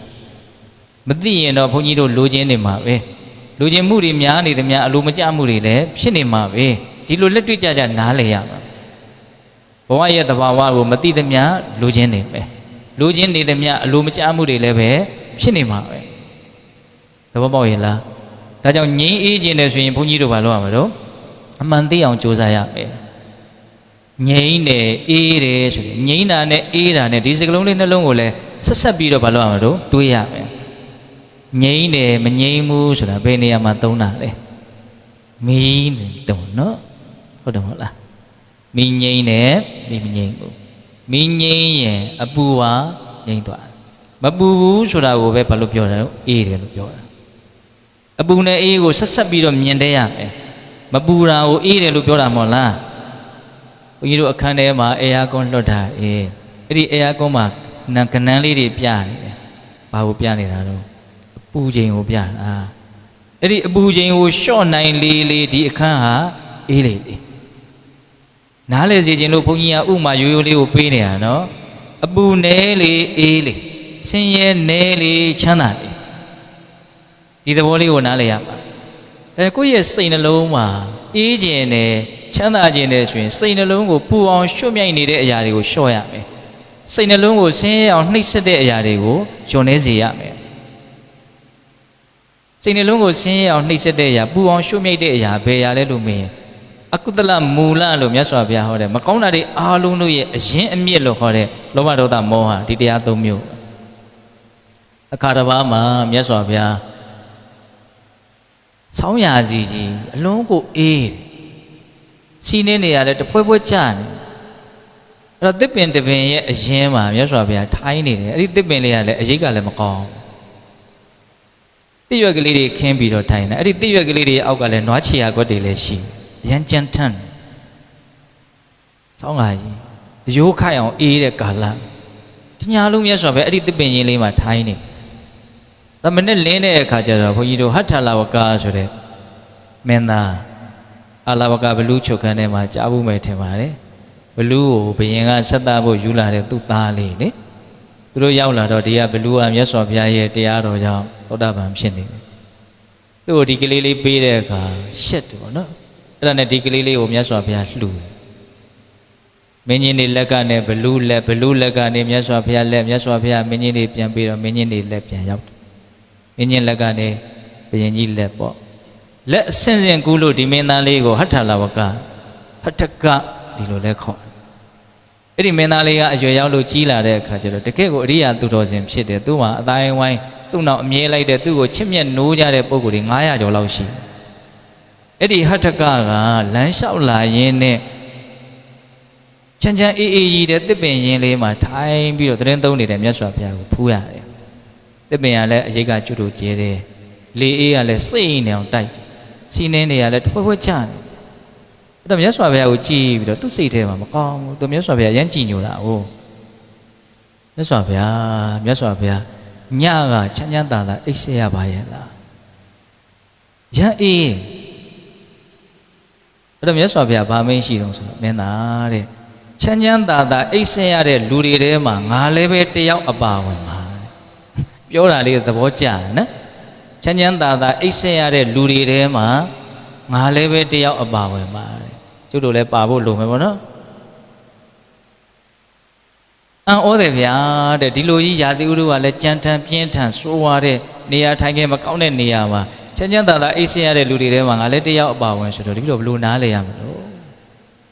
Rima Yaswavia, me, Menare, Meonga, me. Alone Chana at the Titi out. A year like all like that, a year they can't let the Kego special loader. Kenny in it, like Gadi in it, Kaon in it, Moyari in it, Kozori in it. Hola. No, my Jima seed in it, Yama, a set. Eddie the tea, Chanyanda, that Asia, Ludire, my dear about when Lutem John Malay. Diluluma, Chanyanda, Asia, Lumo, Blue, Asia, Lupio Lumpia. The Mesopia, Lum Hote, the Gay Luda, Eddie the tea, Swemmu, Yagari, Shini measure, Eddie Chima, do ye Asia Chingo, Chana, the Asia Chino, Menso Malay. Oh, Sandana. The Galuda Eddie the tea, Nile Nega, Simipida, Kisari, Pian Tui, Biro, Magina, Machana, and She Biro, Doda meet Towny measure, Eddie Chima, Eddie the Tigo, Chana, the Asia Champion, Asia Lulu, Sunai Malay. The Galuda Eddie the tea, Pama Boa John Namle, Vene, Kamushu, Dilo, Uruwaraji, Nene, 2 year Asia Chingo, Chilene, Agent, Chana, the Asia Chingo, Sunai Malay. Sunai. Eddie, my Yaswabia. Mama, at the low Saint Alongo, Pulon Zide, Siezide, Jaga, Doda, Moha, Lutilo Tone, no? Edilo Nissa de Long John Zide, Yario, Naha, tell me, Amigani, no like the Lumio, a Golo, Shabi, Shiro. Dayangaya is a chin, Chanda, is a chin long abiora. Oh, no, did it than a lady. Tabara, we do can the deep, Yamano, Prine Budo, Yona, Limity, Kamitu, Titi Budo, Nirupati. Taba Adadio Sidawa, Winia, Harry Yedra, Ubadando, Dukan, Titi, Tanting, Papuya, Sidada, the Catalina book, Yaswabia, Josule. Tabara, we Dukan, Titi, Yamano, Prine Budo. Saint Aloha. Uzi de Lonzi de Yari, Ning that Tan nine at Dwajam, Bagadi, Ning in it. Tajam Tabra with Dukan Didi, Nah, a million Chanyanda, Isha. As Saint Aloha, Kametu, Yona Limbati Kametu, no Lujian de Dwajam, Saint Aloma, Lobane, so soon need a link and Tare Sudale, Mishiv. Taba Atadio Sidawa, alone though a low Sanadi will Naha, Peshata, Chataptare. Tajamolo Winnie, Harry Yedra. Mas in a longo, loungy de Yadio, Maha, Peta Vida Chetare. Taja Ubadando Dukan did nothing Papuya Sidada. Mas in a longa, Ning Agent, Yautavi. Uzi de Yadio, a bidai, Peshata, Saint Longa, Pevo Yautano. Ning Agent or Yauta, Zagalong lady, Mengala she, not Jadishi, no? Nothing Papuya Sidada. Saint Alonga, Ning Agent, Maha Yautavi. We near Harry Tara. Say go Long John Zide Yario, Macolong, Pesha like be, Yanka like be. Tajong a mere Chanyanda, Ishare, Lutiao, Neswapia Hall. Tajang Ponido, Yang agent as solution, Valado, Boy is seen at the Bawago, a mantia. And I would see and did the Loba Mohami, Nere Lupua, no? Mohami, Ne, Netherlo, Loba me, Nere, Loba me, Ne, Netherlo, Doda me, Nere, Loba Doda Moaz, look, Sassane. But the love Dilu Login Lime, Login the love Dilu, Lumajamurigo, Kansaya Lime, usually. Lumajari, Luginari, Yam Yadala, Simalaula, Pila, Lumaja, also in a Pura Launaga, Tinsha, no? လိုချင်နေတဲ့အချိန်မှာတော့ပူရာလောင်တာသိမ့်မထင်ရှားဘူးဒါတောင်အတော်တန်ဉာဏ်ရှိရင်တော့သိနိုင်ပါတယ်အမှန်မသိမှုမောဟကိုကြတော့ကျွတ်တို့ကပူတယ်လောင်တယ်လို့ကိုမမြင်မိဘူးဟုတ်လားဒါကြောင့်မြတ်စွာဘုရားရဲ့ဒေသနာတော်တွေတဲကလိုရင်းအနှစ်ချုပ်ဘဝဒုက္ခတွေငြိမ်းအေးသွားစေခြင်းနဲ့ဆိုရင်အမှန်သိအောင်လုပ်ရမယ်ဟုတ်လားအမှန်မသိသေးသမျှဘုန်းကြီးတို့ဘာလုပ်မလို့လောဘဖြစ်မယ်လောဘဖြစ်သမျှလောဘသည်ဘဝတည်းကိုဖြစ်စေလိမ့်မယ်ဘဝဖြစ်နေသေးသမျှဘဝနဲ့ပတ်သက်ဆက်ဆက်တဲ့ဒုက္ခတွေကိုဘုန်းကြီးတို့ဟာမလိုချင်တော့လဲယူရလိမ့်မယ်မချစ်တော့လဲအောင့်ကနမ်းရလိမ့်မယ်ဒီသဘောကိုပြောတာဟုတ်လားကျွတ်တို့ကဘဝကိုตายရတဲ့အတွက်ကြောင့်ဘဝထပ်ထပ်ဖြစ်ဘဝဖြစ်တဲ့အခါကျတော့ကျွတ်တို့မကြိုက်တာတွေပါဘဝကရှိနေတာဖြစ်တဲ့အတွက်ကြောင့်ကျွတ်တို့မကြိုက်တာတွေကကျွတ်တို့ကပေါင်းပြီးတော့ယူလိုက်ရတယ်ဒီသဘောလေးကိုဘုန်းကြီးကအလွန်မြင်စေခြင်းတယ်ဘဝရဲ့ပုံမှာလောဘကဘာလို့ဖြစ်နေအောင်ဆိုတာယာမှုလေးပုံကြီးချဲ့တယ်လေကျွတ်တို့ကတာယာမှုကလည်းမရှိဘူးမဟုတ်ပါဘူးရှိပါတယ်ဘဝရဲ့တာယာမှုလေးဘဝရဲ့တာယာဘွယ်ရာလေးကဘယ်ရာလေးလို့ထင်လဲသီလရှင်ဆရာကြီးဆရာလေးတွေမြတ်စွာဘုရားရဲ့ဒေသနာအရာဘဝရဲ့တာယာဘွယ်ရာလေးကဘယ်ရာလေးလဲလို့မေးရင်ဘယ်လိုပြောမလဲဒုက္ခဝေဒနာကာမရဲ့တာယာဘွယ်ဆိုတာလည်းသူပဲစိတ်ထဲမှာမြင်လဲရလို့ကြားလဲရလို့အနံ့ရလိုက်လို့စားတော့လိုက်လို့တွေ့ထိလိုက်လို့ကျဉ်တ်သွားတယ်ကြည်နူးသွားတယ်နှစ်သက်သွားတယ်ချမ်းသာသွားတယ်ဆိုတဲ့သဘောလေးဒုက္ခသောမနတသဘောလေးဟာဘဝရဲ့တာယာဘွယ်ရပဲအဲ့ဒါလေးကိုဘုန်းကြီးတို့ကြိုက်ကြတာတကယ်ကအဲ့ဒီတာယာဘွယ်ဒုက္ခသောမနတလေးကိုကြိုက်တဲ့အတွက်ကြောင့်ဒုက္ခသောမနတကိုဖြစ်စေတတ်တဲ့အာယုန်တွေကိုဘုန်းကြီးတို့အကုန်လိုက်ကြရတယ်သဘောပေါက်လားမသိဘူးဒုက္ခကမြင်စရာနဲ့ကင်းပြီးတော့မဖြစ်ဘူးကြားစရာနဲ့ကင်းပြီးတော့မဖြစ်ဘူးအာယုံမရဘဲနဲ့အာယုံကြောင့်ဖြစ်တဲ့ချမ်းသာရနိုင်မလားရနိုင်ဘူးဒါကြောင့်ကျွတ်တို့ကတကယ်ကြိုက်တာတော့ဒုက္ခဝေဒနာပဲသို့တော့ကိုကြိုက်တဲ့ဒုက္ခဝေဒနာသည်အာယုံနဲ့ကင်းပြီးတော့မရတဲ့အတွက်ကြောင့်အာယုံကိုပါကြိုက်ရတယ်ကောင်းတဲ့ထက်ကောင်းတဲ့အာယုံသည်ကောင်းတဲ့ထက်ကောင်းတဲ့ချမ်းသာကိုဖြစ်စေတယ်ကျွတ်တို့ဘာကိုကြိုက်နေတာလဲဘာကိုကြိုက်လို့ဘာကိုပါထပ်ပြီးတော့ကြိုက်ရတာလဲဆိုတာကိုမြင်ဖို့လိုတယ်နော်ဒုက္ခကိုကြိုက်လို့အာယုံကိုကြိုက်ရတယ်အာယုံကိုကြိုက်လို့ကြိုက်တဲ့အာယုံကိုလဲလှယ်ခွင့်ရှိတဲ့ငွေကြေးပိုက်ဆံကိုကြိုက်ရတယ်ပိုက်ဆံကိုကြိုက်တဲ့အတွက်ကြောင့်ပိုက်ဆံရစေတဲ့အလုပ်ကိုကြိုက်ရတယ်အလုပ်ဆိုတာကြားရတာနဲ့တောင်ပင်ပန်းတယ်ဒါပေမဲ့ကျုပ်ကအလုပ်ကြောင့်ရမယ်ပိုက်ဆံမက်တာဆိုတော့အလုပ်ကိုဘာလုပ်လို့တကယ်မကြိုက်ပါပဲနဲ့ဇွတ်ကြိုက်နေရတယ်ဟုတ်တယ်မဟုတ်လားမလုပ်ဖဲနဲ့ရမယ်ဆိုဘယ်သူလုပ်မလဲနော်အဲ့တော့ကျုပ်တို့ကြိုက်နေတာတွေကဘဝမှာအဲ့ဒီตาယာမှုကိုကျုပ်တို့ကြိုက်တယ်ตาယာစရာလေးကိုကျုပ်တို့ကြိုက်တယ်ဒါပေမဲ့ခက်တာကဘဝကကျုပ်တို့ကြိုက်တဲ့ตาယာစရာလေးကြီးရှိနေတာမဟုတ်ဘူးကျုပ်တို့မကြိုက်တဲ့မကြိုက်သမားအလွန်ကိုမုန်းတီးတဲ့ယွန်ရှာတဲ့ဆက်ဆုပ်တဲ့အဆင့်ထိရအောင်မကြိုက်တဲ့ဒုက္ခတွေပါရောနေတယ်ကျုပ်တို့နာကျင်ခံခတ်မှုကိုကြိုက်သလားမကြိုက်ဘူးပျက်စီးသေးဆုံးမှုကိုကြိုက်သလားမကြိုက်ဘူးကိုအရန်ချစ်တဲ့လူတွေနဲ့ခွဲရမှာကြိုက်သလားမကြိုက်ဘူးသေမလောက်တောင်ကြောက်တယ်ကိုမိသားစုတွေကတယောက်လောက်ပဲ့သွားရင်ဘလို့နေမလဲလို့မေးကြည့်ပါလားအတိတ်မရှိနမိတ်မရှိဘုန်းကြီးပါဇက်ပုတ်ကြီးနဲ့ဘာပြောလဲမသိဘူးလို့စိတ်ထဲအဲ့လိုတောင်ပြောမှာနော်မကြိုက်လိုက်သမှခွဲမှာကိုခွဲရမှာကြိုက်သလားကြိုက်မကြိုက်လည်းပဲအဲ့ဒါတွေကဘာဖြစ်နေလဲရှိနေတယ်ခွဲရမှာနာကျင်ရမယ်ခံခက်ရမယ်သေဆုံးရမယ်ပျက်စီးရမယ်ငိုကြွေးရမယ်စိုးရင်ရမယ်ပူပင်ရမယ်လေးလံရမယ်အဲ့ဒါတွေဘယ်နှတော့ထားမလို့ဘဝမှာအဲ့ဒါတွေကတွဲပါနေတယ်ဒါကျွတ်တို့ရဲ့အဖြစ်ကဘလို့ဖြစ်နေတုံးဆိုတော့ตาယာမှုကိုကြိုက်မိတာနဲ့ဆင်းရဲမှုကိုပါရောပြီးတော့ယူလိုက်ရတယ်တနည်းပြောမယ်ဆိုလို့ရှိရင်ကြိုက်เสียအနှဲငယ်ကိုမစွန့်နိုင်တဲ့အတွက်ကြောင့်မကြိုက်တဲ့အရာတွေအကုန်လုံးကိုပါဘုန်းကြီးတို့ကယူထားရတယ်ပြစ်နိုင်ဘူးပြစ်လို့လည်းမရဒါကြောင့်ဘုန်းကြီးကခုတလောခက်ကြမ်းကြမ်းဥပမာတစ်ခုကိုခဏခဏပြောပြနေတချို့လင်ယောက်ျားတွေဇနီးမယားပေါ်မှာအလွန်ဆိုးသွမ်းရှားဖွေမကျွေးတဲ့အပြင်ရိုက်နှက်သေးတယ်နှိပ်စက်သေးတယ်တောက်ဆမှုယူနေတယ်ဒါပေမဲ့အဲ့ဒီမိန်းမအဲ့ဒီယောက်ျားပြတ်နိုင်လားဆိုတော့လေမပြတ်နိုင်ပြန်ဘူးအကြောင်းမျိုးမျိုးပြပြီးတော့ပေါင်းနေတာအဲ့ဒီယောက်ျားကိုမပြတ်နိုင်သေးသမျှအဲ့ဒီယောက်ျားနှိပ်စက်တာကိုလည်းဒီမိန်းမဟာခံရလိမ့်မယ်ဟုတ်တယ်မဟုတ်လားဘာလို့ဒီယောက်ျားနှိပ်စက်တာကိုခံရတာတော့မပြတ်နိုင်လို့ပေါ့ပြတ်လိုက်မယ်ဆိုရင် तू လာနှိပ်စက်လို့ရသေးသလားရ ကျွတ်တို့ကလည်းပဲအဲ့ဒီယောက်ျားမိုက်ကိုမပြတ်နိုင်တဲ့အဲ့ဒီဇနီးမိုက်လိုပဲဘဝပေါ်မှာတန်ရောစဉ်မပြတ်ဘူးမပြတ်ဘူးဖြစ်လာလို့ငိုလို့သာငိုလိုက်တာဟိုတစ်ဖက်ကကြိုက်တဲ့အပိုင်းကလည်းအကြီးကျယ်ရှိအဲ့ဒါကိုမစွန့်နိုင်ဘူးမလွတ်နိုင်ဒါကြောင့်ဘဝကထက်ထက်ရကြိုက်တဲ့အရာကိုမစွန့်နိုင်တဲ့အတွက်ကြောင့်မကြိုက်တဲ့အရာကိုပါရင်ဆိုင်နေရတယ်ဒါကြောင့်ကိုဆင်းရဲဒုက္ခကြုံလာလို့စိတ်ညစ်မဲ့ကြံရင်ဝမ်းနည်းမဲ့ကြံရင်ကိုပြောသင့်တယ်မင်းကြိုက်လို့ရထားတဲ့ဘဝထဲမှာမင်းမကြိုက်တာတွေအများကြီးပါနေတယ်ဆိုတာစောစောတည်းကနားလည်ထားပါလားပြောသင့်တယ်နော်မင်းမစုကဒါကြီးယူခိုင်းလို့တော့ကိုမေးပေါ့နောက်ထပ်ပြီးတော့ကြိုက်တဲ့မကြိုက်တဲ့ရအောင်လှုပ်တဲ့မလှုပ်တဲ့ကိုဆုံးဖြတ်ဒုက္ခကြုံတိုင်းအဲ့လိုမေးခွန်းထုတ်တဲ့တယ်လို့ဘုန်းကြီးကမြင်တယ်မြတ်စွာဘုရားကတော့အကုန်ပြည့်စုံအောင်ပြောပါတယ်နောက်ထပ်ဘဝထက်ရအောင်လှုပ်တဲ့လူဟာလူမိုက်လို့ကိုခေါ်တာချစ်တော်အဲ့လိုဒေသနာမျိုးကြတော့ကျွမ်းကျင်မှုကသိပ်မရှိဘူးနော်နောက်ထပ်ဘဝရအောင်လှုပ်တဲ့လူကဘာလဲတော့လူမိုက်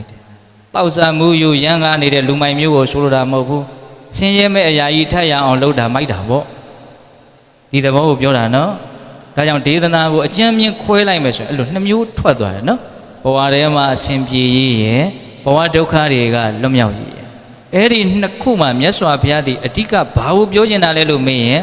ဘဝဒုက္ခတွေကလွတ်မြောက်ရေးအဲ့ဒါကိုပြောခြင်းလို့ဘုရားပွင့်လာတာဘဝထဲမှာအစဉ်ပြေရေးဆိုတဲ့အကြောင်းအရာလေးကတော့အထိုက်လျောက်မြတ်စွာဘုရားမပွင့်တဲ့သာသနာ့ဘအခါကာလမှာလည်းရှိတယ်ဘဝဟာဆင်းရဲခြင်းတရားသာဖြစ်တယ်ဆိုတဲ့နံပါတ်1အမှန်တရားကြီးကိုကြွေးကြော်ခြင်းလို့ဘုရားဖြစ်အောင်လုပ်ခဲ့တာဒါကိုကျွတ်တို့ကောင်းကောင်းနားလည်ဖို့လိုပဲနော်ဘဝရဲ့ပေါ်မှာဆင်းရဲလို့မသိတဲ့အတွက်ကြောင့်လူချင်းမမုန်းမိတဲ့လောဘသည်ဘဝကိုထပ်ဖြစ်စေတဲ့တရားဒါကြောင့်သူသည်ဒုက္ခကိုဖြစ်စေတဲ့တရားပဲလို့အဲ့ဒီဒုတိယမြောက်အမှန်တရားကြီးကိုကြွေးကြော်ခြင်းလို့ဘုရားဖြစ်အောင်လုပ်ခဲ့တာအဲ့ဒီလောဘငြိမ်းမှဒုက္ခငြိမ်းမယ်ဆိုတဲ့တတိယនិရောဓသစ္စာဒီအမှန်တရားကြီးကိုကြွေးကြော်ခြင်းလို့ဘုရားဖြစ်အောင်လုပ်ခဲ့တာအဲ့ဒီဒုက္ခនិရောဓစီကိုဆိုက်ရောက်ခြင်းတယ်ဆိုလို့ရှိရင်ဘဝရဲ့ဒုက္ခသဘောကိုအမှန်တိုင်းသိတဲ့မြင်တဲ့တမာဒိဋ္ဌိလို့ခေါ်တဲ့ဒီအမြင်မှန်ကောင်းဆောင်တဲ့မဂ်ခင်၈ပါးကိုပွားများရမယ်မဂ်ခင်၈ပါးဆိုတဲ့ဒီလမ်းသည်အဲ့ဒီဒုက္ခនិရောဓစီကိုဆိုက်မြိုက်ရောက်သွားစေလိမ့်မယ်အဲ့ဒါဒီ၄ခုမြောက်အမှန်တရားအဲ့ဒီအမှန်တရားကိုကြွေးကြော်ဖို့ဘုရားဖြစ်အောင်လုပ်ခဲ့တာဘုန်းကြီးပါပြောတာတော့သစ္စာ၄ပါးအမှန်တရားဒါကြောင့်ငြိမ်းအေးခြင်းနဲ့ဆိုရင်အမှန်သိရမယ်ဆိုတော့အဲ့ပြောငြိမ်းအေးခြင်းရင်အမှန်သိရမယ်အမှန်ဆိုတာဘာတော့ဘဝရဲ့ဆင်းရဲတဲ့သဘာဝဒါနံပါတ်1အမှန်တော့လောဘရဲ့ဆင်းရဲကိုဖြစ်စေတတ်တဲ့သဘာဝလောဘငြိမ်းခြင်းရဲ့ဒုက္ခငြိမ်းခြင်းသဘာဝမဂ်ခင်၈ပါးရဲ့ဒုက္ခငြိမ်းရသည်တို့ဆိုက်ရောက်စေတတ်တဲ့သဘာဝအမှန်တရားသဘာဝကြီးဘယ်နှမျိုးတော့၄မျိုးအဲ့ဒါဘုန်းကြီးတို့ကအလွန်မှကျွမ်းကျင်လိမ့်မာသဘောပေါက်ရနော်ဘဝထဲမှာအစဉ်ပြေအောင်နေတဲ့ယုံမျှနဲ့သာသနာနဲ့တွေ့ရကြနက်ပြီလို့မဆိုနိုင်ဘူးဒါဘုန်းကြီးကတော့ကိုပြောချင်တာလေးတွေပြောလိုက်ရလို့ရင်ချောင်းသွားပြီနော်စာစဉ်းစားတာဘုန်းကြီးကရှင်ပြုရဟန်းကံဆိုတော့ငါရှင်ပြုတာတွေရဟန်းခန္ဓာတွေနဲ့ပတ်သက်ပြီးတော့ပြောအောင်မှပါဆိုတော့စာတောင်ကြည်လာသေးတယ်ငါပြောလေဘယ်သူမှလည်းပြင်မှာဟုတ်ပါဘူးအဲ့တော့မပြောတော့ဘူးဆိုတော့မပြောတော့ဘူးအရေးကြီးတာပဲပြောလိုက်တော့မယ်ဟုတ်လားဒီဘာသာသာသနာနဲ့ပတ်သက်ပြီးတော့လုပ်နေကြတဲ့တချို့အလုပ်တွေဟာအလွဲတွေလေလွဲတာကိုလွဲမှမသိလို့လုပ်နေတာမဟုတ်လွဲမှသိရင်လည်းကိုလုပ်နေတာဆိုတော့ဘာမှပြောစရာအကြောင်းလည်းသိပြီးတော့မရှိဘူးအဲ့တော့ဘုန်းကြီးကတော့ကိုယ်စိတ်ထဲမှာအရေးပါတယ်ထင်တာသိတဲ့သိတိုက်တဲ့အရာလို့စိတ်ထဲမှာအရေးအကြီးဆုံးအရာလို့ထင်တဲ့အရာကိုယုံကြည်တဲ့အရာကိုပဲကိုကပြောလိုက်တယ်ဒီကုန်းချုပ်တော့မယ်နော်ဘုန်းကြီးတရားဟောတာတဏှာကြီးနည်းနည်းတဏှာကြီးရှိတော့မယ်ဟုတ်လားဒါမြတ်စွာဘုရားဟောခဲ့တဲ့ဒေသနာတွေအလွန်ကျေပြန့်တဲ့နဲ့ဆိုင်တဲ့ကျေဝန်းတဲ့တူရာဆုလိုက်မယ်ဆိုရင်ဘဝထဲမှာအစဉ်ပြေရေးရယ်ဘဝဒုက္ခချုပ်ငြိမ်းရေးဘဝထဲမှာအစဉ်ပြေခြင်းနဲ့ဆိုတာထဲမှာနောက်ဘဝတွေပါဘဝထဲမှာအစဉ်ပြေခြင်းနဲ့ဆိုရင်ဘာလို့အောင်တော့စိတ်ကောင်းနှလုံးကောင်းထားချမ်းသာခြင်းရင်စိတ်ကောင်းထားဘဝဒုက္ခတွေကလွတ်မြောက်ခြင်းနဲ့ငြိမ်းအေးသွားခြင်းပြီးယုံနာမိတော့တွေဆက်မတောက်ခြင်းတော့ဘူးကိလေသာမိတော့တွေဆက်မတောက်ခြင်းတော့ဘူးငြိမ်းအေးခြင်းပြီးဟေးဆိုရင်ဘာလို့အောင်တော့သစ္စာဆိုတဲ့အမှန်တရားကိုသိအောင်လုပ်ရမယ်ငြိမ်းအေးခြင်းရင်အမှန်သိရမယ်ဒါဘဝဒုက္ခချုပ်ငြိမ်းရေးကိုပြောတာနော်ဒါကြောင့်ပေသပေါင်းသူတော်ကောင်းတို့ ဘဝထဲမှာအစဉ်ပြေအောင်လဲကြိုးစားနိုင်ကြပါစေဟောဆိုဘဝထဲသွားကြအောင်ပါဒီဘဝတောက်လျှောက်ရက်အောင်ဒီလူတွေလုံနိုင်စရာအကြောင်းမမြင်သေးဘူးဘုန်းကြီးကဟုတ်လားဘုန်းကြီးကိုယ်တိုင်လည်းပဲအဲ့ဒီအရေးချင်းမရှိသေးဘူးဒါကြောင့်သူများလည်းရှိတယ်လို့ကိုမထင်ဘူးရှိခြင်းလည်းရှိမှာပေါ့နော်တချို့ဒါမဲ့စိတ်ထဲရှိတာကိုပြောပြတာဟုတ်လားအဲ့တော့ဘဝကဘာလို့မလို့ဆက်ကြအောင်မှာသွားကြအောင်မှာသွားကြရအောင်မဲ့လူတွေအတွက်ဘာကိုအားကိုးမလဲစိတ်ကောင်းနှလုံးကောင်းအဲ့ဒါမေတ္တာအားကြီးရင်စိတ်ကောင်းနှလုံးကောင်းပွားများလာမေတ္တာကိုအားကိုးစိတ်ကောင်းနှလုံးကောင်းရှိခြင်းမေတ္တာကိုအားကိုးနော်နောက်ငြိမ်းအေးခြင်းပြီဟေးဘဝဒုက္ခတွေငြိမ်းခြင်းပြီဟေးဆိုရင်ဘာလို့ရတော့အမှန်သိအောင်လုပ်ရမယ်ပညာကိုအားကိုးရနော်ပညာဟာဒုက္ခအလုံးကိုအဆုံးသတ်ပေးလိုက်မယ်အဲ့ဒါဘုန်းကြီးကကိုယ်စိတ်ထဲမှာအရေးပါတယ်ထင်တဲ့အကြောင်းအရာ2မျိုးကိုပြောပါတယ်နော်ဘဝထဲမှာအစဉ်ပြေရေးရဲ့ဘဝဒုက္ခတွေကလွတ်မြောက်ရေးမြတ်စွာဘုရားရဲ့အဆုံးအမဒါကြောင့်ဘဝထဲမှာအစဉ်ပြေအောင်ကြိုးစားနိုင်ကြတယ်နောက်ဆုံးဘဝဒုက္ခတွေကလွတ်မြောက်အောင်လဲရုန်းကန်နိုင်ကြတယ်သူတော်ကောင်းတွေဖြစ်ကြပါစေလို့ဘုန်းကြီးတို့ဆန္ဒပြုပြီးတော့ဒီကနေ့ပြုရတဲ့ကုသိုလ်ကောင်းမှုအစွတ်စွတ်တို့ရဲ့စွမ်းတတ္တိကြောင့်ဘုရားတပည့်တော်တို့ဒီမဉ္ဇဉ်ဘုညမျက်နှိပ်ပံကိုလင်းမြန်ထုတ်ချောက်မျက်မှောက်ပြုပရစေကုန်သောဟုပတ္တနာအောင်စုပြုကြကုန်ရာတည်း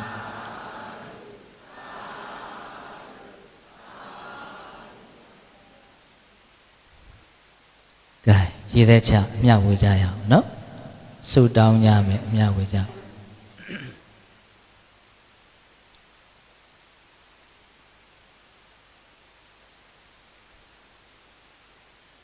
အားလုံးကိုယ်တန်တာမှာဖြစ်ထားတဲ့ကုသိုလ်ကောင်းမှုလေးတွေကိုအာယုံပြုပြီးတော့ဒီကောင်းမှုအစွတ်စွတ်ကြောင့်ဘုရားတပည့်တော်တို့သည်မဉ္ဇဉ်ဘုညမျက်နှိပ်ပံကိုလင်းမြန်ထုတ်ချောက်မျက်မှောက်ပြုပါရစေလို့ဆန္ဒပြုကြမယ်တတ္တဝအနန္တအညီအမျှကုသိုလ်ကောင်းမှုရဲ့ဖို့ပါကရပြီးတော့ချမ်းသာကြပါစေလို့စေနာမေတ္တာရှိထားပြီးတော့အများတမ်းများပေးဝေကြမယ်အလုံးညီညီညာညာလိုက်ဆိုကြရအောင်ဣဒံမေပုံညာနိဗ္ဗာနတ္တပစ္စယောဟောတုအရှင်ဘုရားဘုရားတပည့်တော်တို့ပြုလုပ်အပ်သောဒါနသီလသမာဓိပညာကုသိုလ်ကောင်းမှုအစွတ်စွတ်တို့သည်မဉ္ဇဉ်ဖွညာဉာဏ်နိဗ္ဗာန်ကိုမျက်မှောက်ပြုရန်အာကောင်းသောအထောက်အပံ့ဖြစ်ပါစေတည်းဣဒံပုံညဘာကံတပ္ပတတ္တနာပါစေမအရှင်ဘုရားဘုရားတပည့်တော်တို့ပြုလုပ်အပ်သောကုသိုလ်ကောင်းမှုအစွတ်စွတ်တို့ဤအဖို့ဘာကကိုအသက်ထင်ရှားရှိမရှိဖြစ်ကုန်သောဘိုးဘွားမိဘဆွေမျိုးသားချင်းတို့အားအစထား၍30ဘုံရှင်လီကုန်သောတတ္တဝအနန္တတို့အားအညီအမျှပေးဝေငှပါ၏အမျှရကြ၍ကိုယ်စိတ်နှပြချမ်းသာကြသည်ဖြစ်ကြပါစေသောကုသိုလ်အမြတ်ယူတော်မူကြပါကုန်လောသာဓုသာဓုသာဓုကုသိုလ်အမြတ်ယူတော်မူကြပါကုန်လောသာဓုသာဓုသာဓုကုသိုလ်အမြတ်ယူတော်မူကြပါကုန်လောသာဓုသာဓုသာဓုအလုံးကိုယ်စိတ်နှပြချမ်းသာကြပါစေ